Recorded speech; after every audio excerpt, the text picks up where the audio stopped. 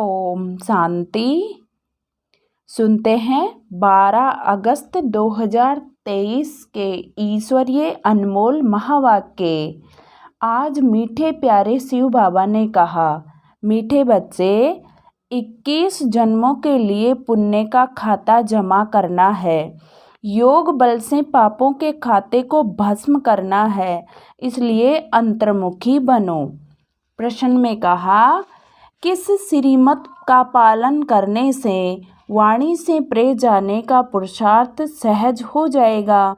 उत्तर में बताया, श्रीमत कहती है बच्चे, अंतर्मुखी हो जाओ, बाहर से कुछ भी न बोलो।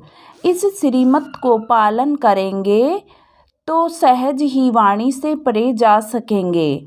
जितना याद करेंगे, स्वदर्शन चक्र फिराएंगे, उतना कमाई जमा होती जाएगी। याद के लिए अमृत वेले का समय बहुत अच्छा है। उस समय उठकर अंतर्मुखी बन आत्म स्वरूप में स्थित होकर बैठ जाओ। गीत है, तूने रात गवाई सोई के, दिन गवाया खाई के। ओम शांति। यह कौन समझाते हैं कि अंतर्मुखी हो जाओ, बाहर से कुछ भी न बोलो, अपनी आत्मा के स्वरूप में स्थित होकर बैठो। बाप बच्चों से कहते हैं, मुंह से कुछ भी बोलो नहीं। राम राम आदि तो बहुत कहते आए, परंतु उस कहने से भी मनुष्य पावन नहीं बन सकते। मनुष्य पतित से पावन तब बन सकते हैं जब पतित पावन बाप की श्रीमत पर चले। पतित पावन कहने से बाप याद आता है। बाप कहते हैं कि तुम बरोबर पतित थे ना, अब तुम पावन बन रहे हो। सतयुग में कोई पतित होता ही नहीं है। 5000 वर्ष पहले जब भारत पावन था तो एक ही धर्म था। बाप तो सुख की ही सृष्टि रचेंगे ना। भारत सुख धाम था। लक्ष्मी नारायण, सीता राम आदि के मंदिर सतयुग त्रेता की निशानी है। सतयुग में बरोबर लक्ष्मी नारायण की डिनास्टी थी। यह भारत था जिसमें सूर्यवंशी चंद्रवंशी का राज्य चलता था, जो अब फिर से स्थापन हो रहा है। इसको कहा जाता है वर्ल्ड की हिस्ट्री ज्योग्राफी। यह मनुष्य ही तो जानेंगे। मनुष्य नहीं जानते तो जानवर से भी बदतर कहा जाता है। बाप को जानने के लिए कितने धक्के खाते हैं, परंतु जान नहीं सकते। तुम बाप के बच्चे बने हो तो बाप अपना परिचय देते हैं। पहले परिचय नहीं था तो इसका परिणाम क्या हुआ?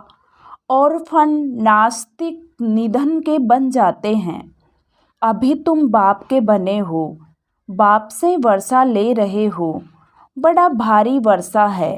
21 जन्म स्वर्ग की राजधानी मिलती है, कोई कम बात है क्या?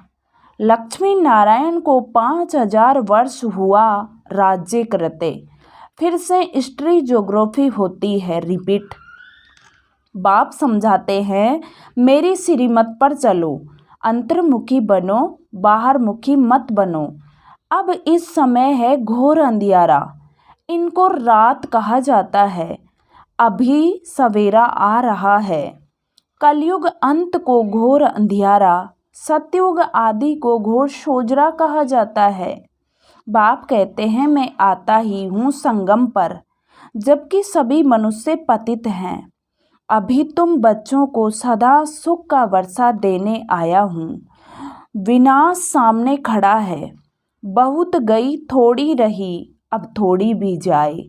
इसलिए अब जल्दी जल्दी पुरुषार्थ कर बेहद के बाप से वर्षा लो। जैसे सब ले रहे हैं, सब पुरुषार्थी हैं। अब सबको स्वीट होम वाणी से प्रे जाना है। वह है हम आत्माओं का घर, निर्वाण धाम। धाम में कोई एक नहीं रहते हैं। जितनी भी जीव आत्माएं हैं, वे सभी शरीर छोड़ जाएंगे अपने घर बाबा के पास। वह है निराकारी झाड़। जैसे चित्र में भी झाड़ दिखाया जाता है, वह है हम आत्माओं का घर, शांति धाम। फिर हम आएंगे सुख धाम में। अभी 84 जन्मों का चक्र पूरा होता है। कलयुग बाद संगम युग जरूर आएगा ना। द्वापर के बाद कलयुग जरूर आएगा।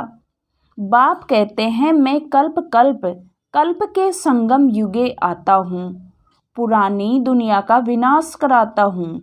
जब तक नई दुनिया स्थापन हो जाए तब तक इस पुरानी दुनिया में रहना पड़े। जब तक नया मकान बन जाए तब तक पुराने मकान में बैठे रहते हैं ना। फिर जब नया बन जाए फिर पुराने को तोड़ा जाता है। यह भी पुरानी चीज है ना। इसके विनाश के लिए यह है महाभारत लड़ाई।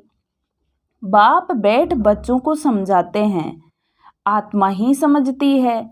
जिस्मानी नॉलेज भी आत्मा सीखती है ना। आत्मा कहती है मैं प्रिंसिपल हूँ, सृजन हूँ। आत्मा की नॉलेज न होने कारण देह अभिमान हो जाते हैं। आत्मा ही संस्कार ले जाती है। तुम बच्चे समझते हो शिव बाबा हम आत्माओं को समझा रहे हैं। हम आत्मा यह पुराना शरीर छोड़ फिर नया जाकर लेंगी। अभी हम श्याम हैं, फिर सुंदर बनेंगे। सुंदर से श्याम बनते हैं। 84 जन्म लग जाते हैं। फिर बाबा काम चिता से उतार ज्ञान चिता पर बिठाए गोल्डन एज का मालिक बना देते हैं। बेहद का बाप जरूर बेहद का वर्षा देगा ना। बाप तो ऊंच ते ऊंच है। कहते हैं बच्चों के लिए बैकुंठ की सौगात लाए हैं। हथेली पर बहिश्त लाया हूँ। सेकंड में तुम साक्षात्कार कर लेते हो। कितने ढेर ब्रह्मा कुमार कुमारियां हैं। जरूर ब्रह्मा के बच्चे हैं ना, और शिव बाबा के पोतरे हैं। तुम कहते हो हम शिव बाबा से वर्षा लेते हैं। वह सर्व का सद्गति दाता है। राजयोग सिखलाते हैं, निराकार कैसे सिखलाए, इसलिए ऑर्गन्स द्वारा पढ़ाते हैं। सृष्टि चक्र की नॉलेज देते हैं, जिसको परम आत्मा सुप्रीम सोल कहते हैं। उसकी ही सारी महिमा है। ज्ञान का सागर पतित पावन वह है। तो जरूर आना पड़े। तुमको भी मास्टर सुप्रीम अथवा पावन बनाते हैं।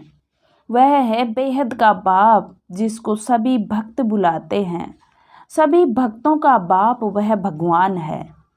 परम पिता परमात्मा अगर उनको सर्वव्यापी कह देते तो फिर वर्षा कैसे मिलेगा। मनुष्य को भगवान नहीं कह सकते। श्री कृष्ण को देवी गुणों धारी मनुष्य कहा जाता है। वह है फर्स्ट प्रिंस। सभी उनको झूले में झुलाते हैं। शिव बाबा को कभी झुलाते नहीं होंगे, क्योंकि वह कभी बच्चा बनता ही नहीं। यह तो साक्षात्कार कराते हैं समझाने के लिए। हम तुम्हारा बच्चा हूँ, तुम हमको अपना वारिस बनाएंगे तो बलिहार जाएंगे। तो मैं भी बलिहार जाऊंगा। बलिहार जाते हो तो जैसे मैं तुम्हारा बालक हो गया। मनुष्यों में कितनी अंधश्रद्धा है, जहाँ तहाँ माथा टेकते रहते हैं। इसको कहा जाता है गुड़ियों की पूजा। नवरात्रि में बहुत गुड़ियाँ बनाते हैं। उनके ऑक्यूपेशन का किसको पता नहीं। 4-6 भुजा वाली देवी थोड़े ही होती है, और फिर तलवार आदि दे देते हैं। देवताएं हिंसक थोड़े ही होते हैं। शास्त्रवादियों ने उन्हें भी हिंसक बना दिया है। नेपाल में भी काली को पूजते हैं। फिर ऐसे हैं थोड़े ही। मम्मा ऐसी काली जीव वाली है थोड़े ही। मनुष्य तो मनुष्य ही होता है।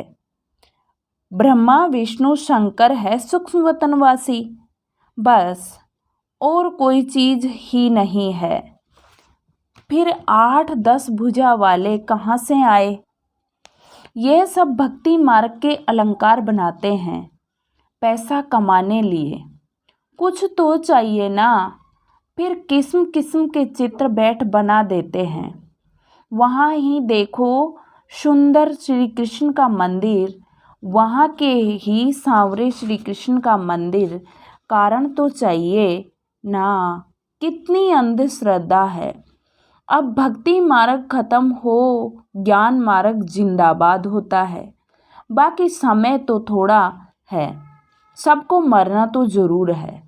पुत्र पौत्रे वारिस बनने नहीं है। वहाँ तुमको यह ज्ञान ही नहीं रहेगा कि संगम पर हमने राजाई के लिए यह पुरुषार्थ किया था। वहाँ तो पवित्र सृष्टि चल पड़ती है। यहाँ तुम जानते हो कि बरोबर हम बाबा की राजधानी के हकदार हैं। वहाँ यह पता नहीं रहेगा कि कौन से कर्म किए थे, कैसे बने, ये सब भूल जाता है।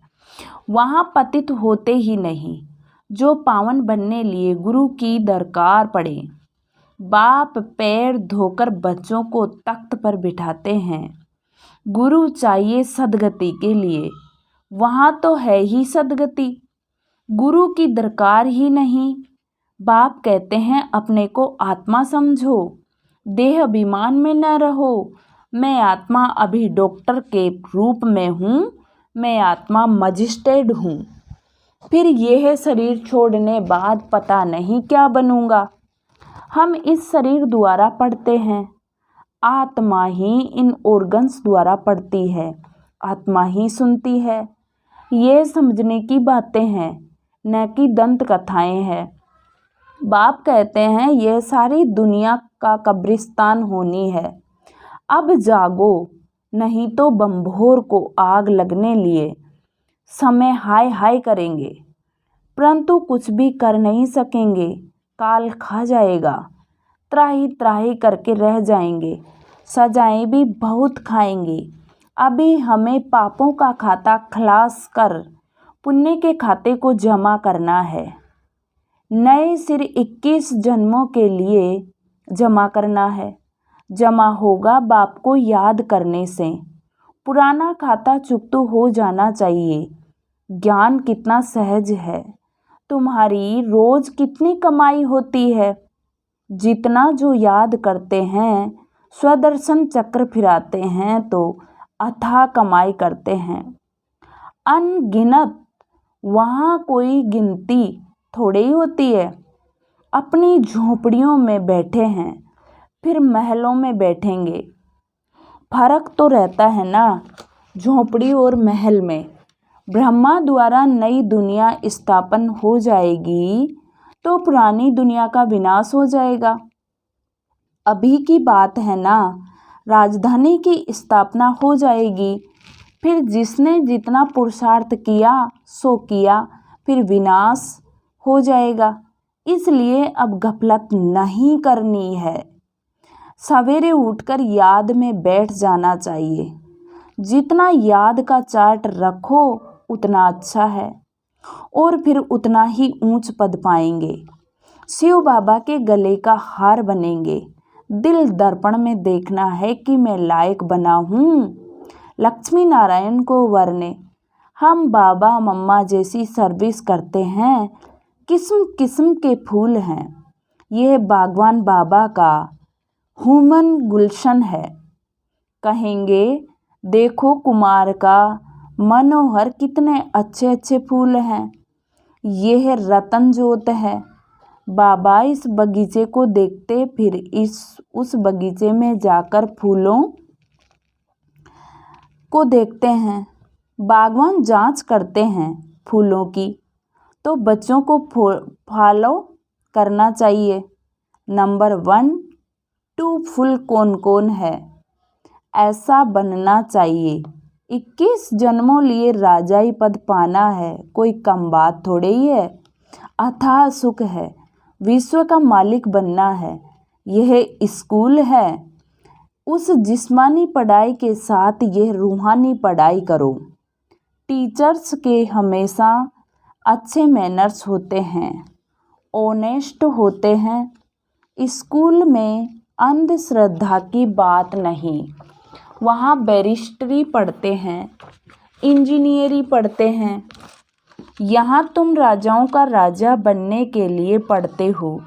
सन्यासी तो कह देते हैं ईश्वर सर्वव्यापी है, बस खेल ही खत्म। बेहद का बाप बच्चों को समझाते हैं, बच्चे यह अंतिम जन्म पवित्र रहो, तुम बहुत सर्विस कर सकते हो। वहाँ भी एजुकेशन डिपार्टमेंट है, यहाँ भी गोडली एजुकेशन डिपार्टमेंट है। तुम बच्चे हो राज ऋषि, वह तो घर बार छोड़ देते हैं। तुम घर में रहते सारी दुनिया का त्याग करते हो। तुम्हारी बुद्धि में अब नई दुनिया है जो बाप ही बनाते हैं। इसलिए बाप कहते हैं तुम मुझे याद करो, यह पुरानी दुनिया खलास हो जाएगी। यह रूहानी कॉलेज अथवा हॉस्पिटल भी बहुत बड़ा है, जिससे तुम एवर हेल्दी एवर वेल्दी बनते हो। घर घर में तुम यह हॉस्पिटल अथवा कॉलेज खोल सकते हो।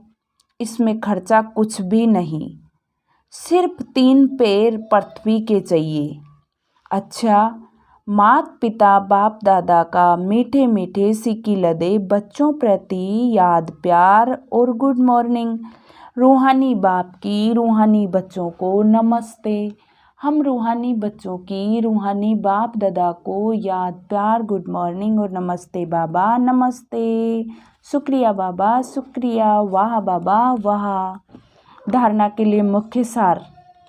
फर्स्ट पॉइंट है, सवेरे सवेरे उठकर याद में जरूर बैठना है, इसमें गफलत नहीं करनी है, पुण्य का खाता जमा करना है। सेकंड पॉइंट, एम ऑब्जेक्ट को बुद्धि में रख अच्छे मैनर्स धारण करने हैं। रूहानी पढ़ाई जरूर करनी है, अंतर्मुखी होकर रहना है।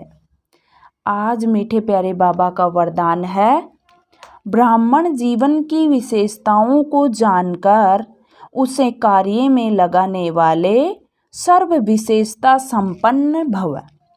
ब्राह्मण जीवन की विशेषता को जानकर उसे कार्य में लगाने वाले सर्व विशेषता संपन्न भव।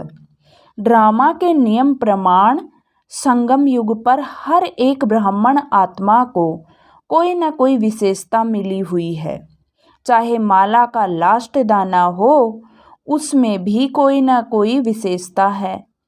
तो ब्राह्मण जन्म के भाग्य की विशेषता को पहचानो और उसे कार्य में लगाओ। एक विशेषता कार्य में लगाई तो और भी विशेषताएं स्वतः आती जाएगी। एक के आगे बिंदी लगाते लगाते सर्व विशेषताओं में संपन्न बन जाएंगे। स्लोगन है, मन मना भव के मंत्र की सदा स्मृति रहे तो मन का भटकना बंद हो जाएगा। मन मना भव के मंत्र की सदा स्मृति रहे तो मन का भटकना बंद हो जाएगा। आज की मुरली से सो मान लेंगे, मैं सर्व विशेषताओं को जानकर कार्य में लगाने वाली विशेष आत्मा हूँ। ओम शांति, ओम शांति, ओम शांति।